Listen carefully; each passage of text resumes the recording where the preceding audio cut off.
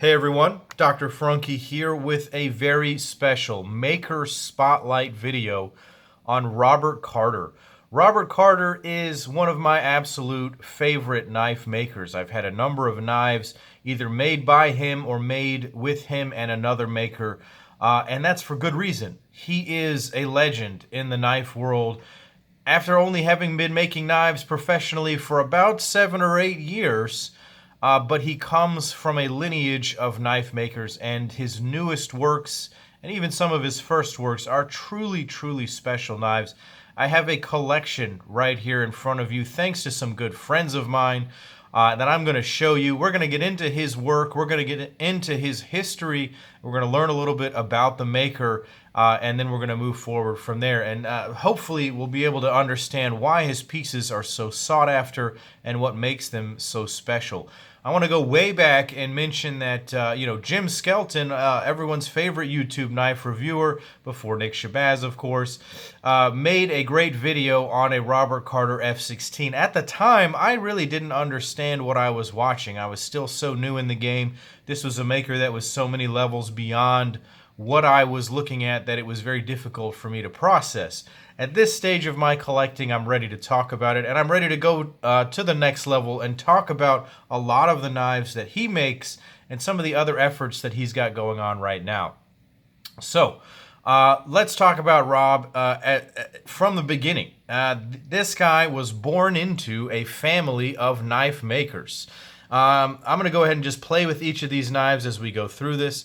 So, he is the son of Joe Pardue. Joe Pardue being the son of Mel Pardue. Mel Pardue being, of course, famous mostly, in my mind, for the Benchmade Griptilian design and other Benchmade collaborations, but Mel and then Joe were both custom knife makers, and they made their own high-end, classy folding knives.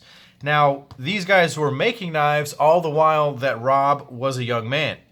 He said that he probably got in the shop by the age that he could walk, and that he had made his own first full knife by the age of 10. This guy is still relatively young. I don't think Rob is much older than about 30, if at all, but he's, as a young man, was making these knives in his father's and grandfather's workshops. So he slowly stepped his game up and figured out the finer details of knife making, and now he makes some of the most desirable, beautiful pieces.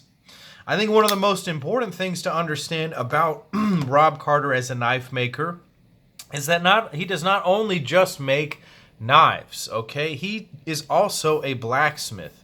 This is something that is a bit elusive in the custom knife market, and by that I mean finding a knife maker that is also a blacksmith. And what that means is that they can forge their own materials. Say, for instance, this F16 Tanto right here that features a clip made of what's called Robtanium. This is like Timascus or Mokutai, but Rob Carter forges this himself in his own forge at his shop. Speaking of his shop, he lives in a small town in Texas and makes all of his knives by hand. All of his custom pieces are hand cut out from the frames down to everything else. Some of these other collaborative efforts were made with some different techniques, and we're going to talk about those, and those are my pieces. Right now, in my own personal collection, I'm lacking a purely Robert Carter piece, and I'll explain that in a minute. The custom tech is pretty much only made by Rob, but it's also got, these were cut out by another machine shop, and then he finished the rest of it. But again, this has some of the Robtanium on here and some Robtanium accents as well. So he is a knife maker and he is a bladesmith, and he has come through a lineage of makers to be able to produce these fantastic things. So what knives does Rob Carter make? I think the most popular model and the most well-known is going to be the F16. The F16 is going to be about a 3.5-inch knife, usually. It's going to feature a rather straight handle, and notice that it's going to have these two angulations here at the handle, at the end of the handle. That to me is the signature for the F16. The blades will come with either tantos like this. Rob really loves a good tanto. He enjoys having two tips on his knives, both right here and right here, one for piercing and one for draw cuts. He explains that functionally he enjoys that. So here is the tanto model. He also makes the spanto. This is my personal favorite of his blade shape designs. He has a very unique spanto blade shape, and he shares this with some other makers who have similar blade shapes, but this is uniquely his own and is most notable for this large cutout right here on the top. That functions as a nice thumb rest, it functions as a finger rest, and it just functions as a very nice visual accent for this knife. We're going to go through each of these knives individually as we get through the video, but I wanted to go and do the breakdown of each one of them before we get into that. Notice also that on the custom tech, he did that same spanto style grind. As a matter of fact, in a few weeks, I'm going to be having a new Robert Carter edition that is going to be the new collaboration with Nick Chuprin. This was the first one that they had, the BBM, and we'll talk about that one as well. So another model that he makes is called the P40. The P40 to me is characterized by the rounded tail end, and they're usually a bit smaller than the F16s. Now this is a P40 right here featuring a Sanmai blade. This also has some black Robtanium accents on the pivot collars and the clip. And so it's really, really great to me to see such consistency in the design language. You can see that these are clearly Rob Carter knives. This one has some Frank Fischer influence, but when you see the action and how it's made, you'll understand. This is a model called the Cricket. This one was actually brought to popularity by the CRKT brand, who made the knives, I believe they were called the Jettisons or something like that. There was a large one and a small one, and it was modeled after the Cricket. Now, Rob Carter does have some collaborations out there, most notably with the Ontario Knife Company. He has the Carter Prime, the Carter Squared, and the Carter Trinity. I've featured the Carter Squared and the Carter Trinity on the channel. You can go back and see those videos.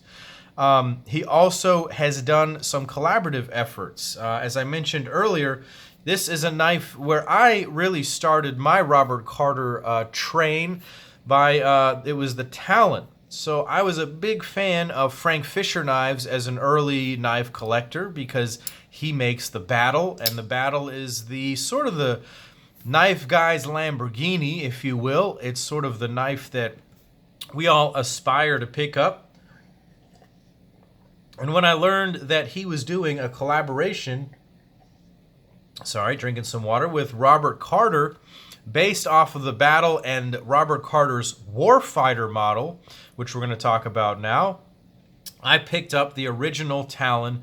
Unfortunately, at the time, I couldn't afford it, but now I've been able to sort of get my stuff together, and I got the version 2. So the version 2, I'm going to go ahead and mention Rob's influence here. This features a handle very, very similar, maybe exactly the same as Robert Carter's Warfighter model, and which is a Wharncliffe blade that is more truly flat. You can see a video that I made on an SM100 Warfighter on my channel. If you go back, I will leave some links down below to all of these videos I'm mentioning so you can take a look.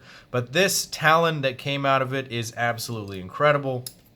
And we'll get to that knife in a little bit. So, we talked about the F16, we talked about the P40, we talked about the Cricket, we talked about the Warfighter. Those are the general models that he makes. He also makes a model called the BBM. The BBM was initially supposed to be a very simple knife. It's called the bare bones model. It's supposed to be a very usable blade and a small handle. And it has evolved over time. The original one was rather slab-sided and tall. It has since gotten a little bit skinnier. This is the collaboration with Nick Chuprin, where he lengthened it and shortened it, and it made for a beautiful, beautiful thing. So these are just some of the models that Rob makes as a custom maker. Now, there are different levels to which you can enter into the Rob Carter knife game. Okay, you can get into sort of some more basic models. I will not call this one truly a basic model, but there are knives that are normal blades with normal handles, and they're more or less user finishes, and you can find those out there in the sort of I would say in the $500 to $1,500 range. You're going to be able to find those knives, depending on spec and depending on the sort of how well it's still holding up. A lot of people aren't abusing these knives, but some people really do use them. This P40, I'm not sure what this one costs, but this one would probably cost more because of the Sanmai blade and the Robtanium accents. But you might start entering into the field at those prices. They will go all the way up to multiple thousands of dollars depending on how they are spec'd out. If you get a Rob Carter knife that is built with sole authorship material, that's including Robtanium, handles, clips, everything.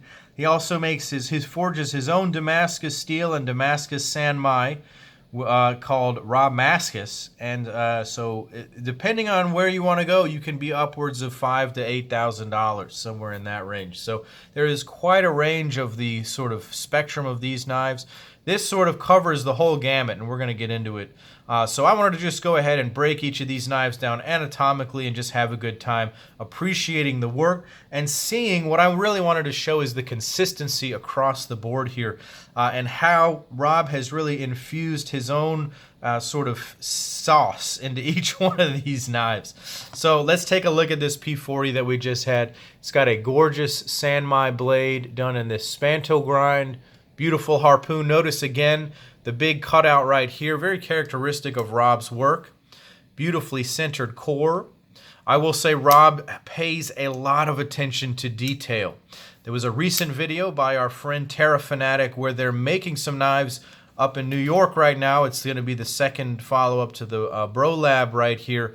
And it just shows Rob really taking his time to finish everything perfectly. And so looking at a knife like this where the core is perfectly centered like that, you just know that this is a maker that has detail in his eye.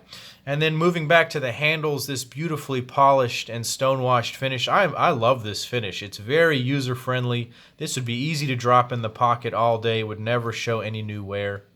It has this 3D milled Robtanium clip, this black Robtanium, so notice the swirls of zirconium in there.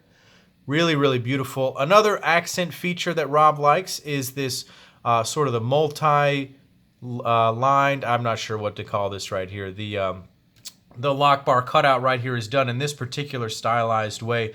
I really like it that way. It just gives it a nice visual accent and prevents it from just being a big blank valley. I appreciate that. Notice also he has a love of pivot collars. He likes to use his own materials in these pivot collars, and that'll be a consistent theme. Take a look at the floating backspacer on this guy. Floating backspacers are all the rage right now. Rob Carter has a part to play in that. He loves to make these, and he does them so so well. Really nicely done. Let's take a look at this Cricket. Another low-layer Sanmai blade. I don't believe that this is not Robmascus right here. This is going to be probably some Chad Nichols Sanmai. This likely is also some low-layer Nichols Sanmai. I could be wrong about that, but again, these are sort of the more mid-level knives right here, not the full sole authorship materials and models right there. Those are usually a bit more decked out than these, so these are probably low-layer Nichols Sanmai blade. Notice the very cool Wharncliffe shape. The Cricket and the Warfighter are two separate Wharncliffe shapes that he makes. I personally prefer the shape of the Warfighter, but this is a very functional sort of hybrid style blade that's sort of in between. Gives you a bit more of a stabby point than a regular Wharncliffe does. And it has a very, very nice harpoon on there, and just look at the action. Something that is extremely consistent from knife to knife is the very snappy detent and then the free-falling nature of the blade. Extremely smooth. Everything is dead on center. Again, a perfectly centered Sanmai core. Something that's difficult to do and that not every maker does or does this consistently. I love to see that perfectly centered core. Now, let's go ahead and step on up to the F16. So I'm going to start with this guy down here because it's a little bit more straightforward. This one features a Sanmai blade. This one has a bit of a different finish. I know that this one was actually secondarily finished. This one was not. This is not how it looked originally from Rob with regards to the blade. The handle has been blackened. Rob, something that I've learned is that Rob has actually moved away from actually doing the blackening process on knives. The blackening of titanium is a process by which you heat the titanium up and then you quench it in oil. That's at least my understanding, where you make it super, super hot, red hot, and dip it in oil, and it makes it turn a darker color. I do know that Craig Brown did that process on my servo, and it makes this sort of lighter blackened color. But Rob was finding that as he was doing that, it was causing lock bar failures, and so he's moved to more of a ceramic coating. And so a lot of, maybe all of the knives that come out of the shop now that are actually blackened are actually ceramic coated, so it's just something to be aware of. This coating has held up very well across all of my knives right here. I have nothing to complain about. I actually prefer it because it's even more robust than the old blackened finish, and it just stays very consistent. But this F16 features that Sanmai blade, ball bearings in the pivot. All these guys are running on caged ball bearings. Notice the pivot collars again. This is more of his user blade shape right here. It doesn't have the big dip that we're used to. You'll notice that this looks a lot like the CRKT Ruger collaboration. He designed a couple of those knives, if I'm not mistaken. Check out CRKT's lineup for some of Rob's designs. He definitely has a few with them. But now when you start stepping up, now we're going to get into sort of the next tier of his knives. And these are sort of the more fancy materials right here. Here we're going to be getting into a little bit more of some fancy accents. This looks like a Mokutai accents right here, possibly Timascus, possibly Rob Mascus. To be honest, I got to ask the guys. I think that this is going to be Mokutai and low layer Sanmai again. It could be Rob Mascus, though. I probably should have asked, but I'm pretty sure that this isn't, because again, those knives that have that cost significantly more, and I know that these guys didn't break their banks buying these knives. So let's take a look at this one here. Absolutely insane finish on that blade. The core on this one was a little bit more irregular, but he still did his very best to get that thing right on center. And it looks absolutely insane. Very beautifully done.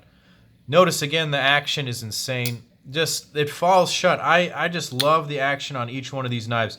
The D10 is consistently snappy, and the action is predictably drop shut. It's not too fast on either way.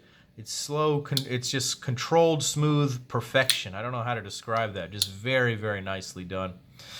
Now, let's get into the knife that I've really wanted to show everybody, and that is this one. This one is the absolute showstopper.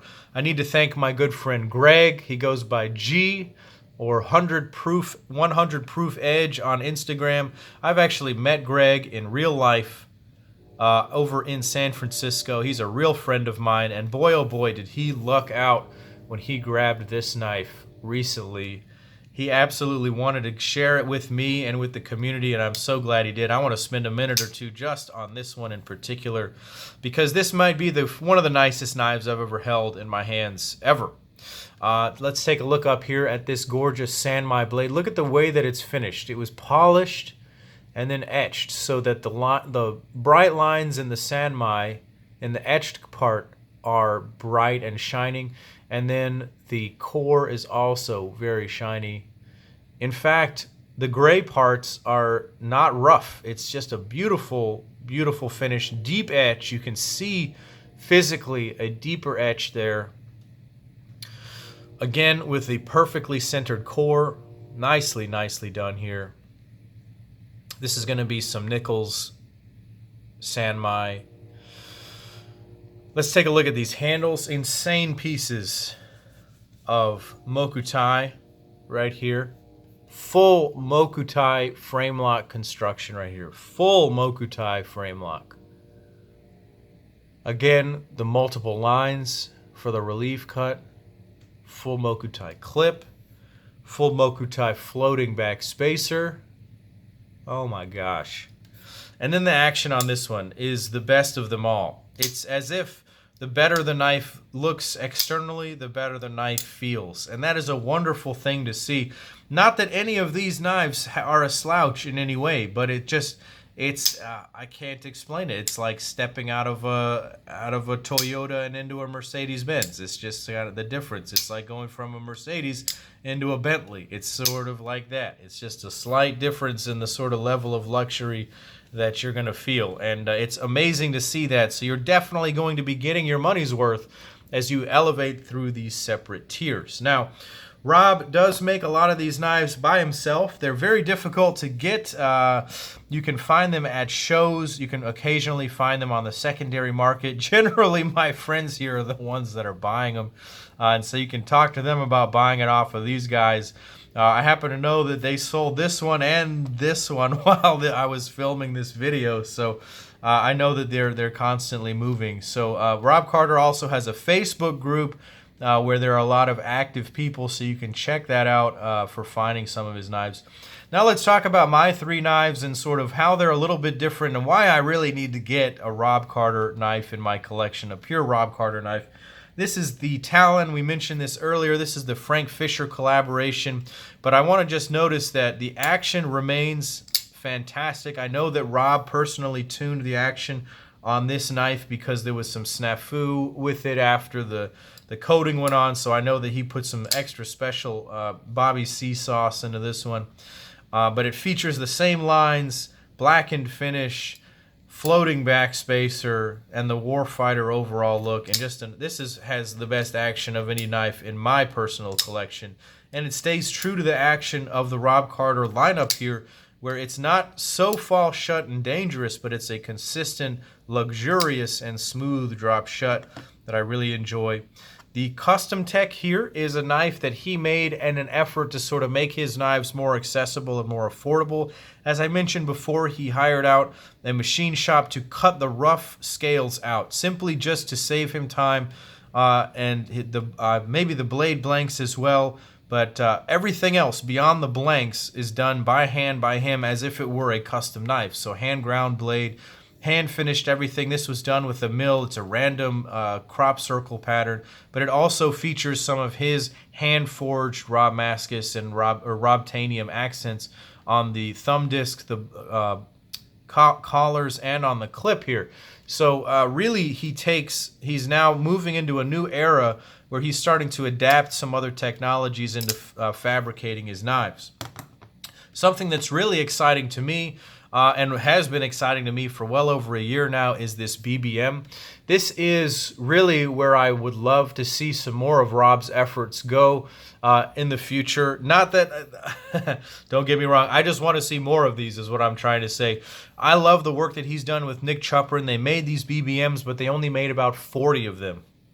They're extremely hard to come by. I've had up to 4 of them at any given time, but I've sold them all down to just this one as of right now.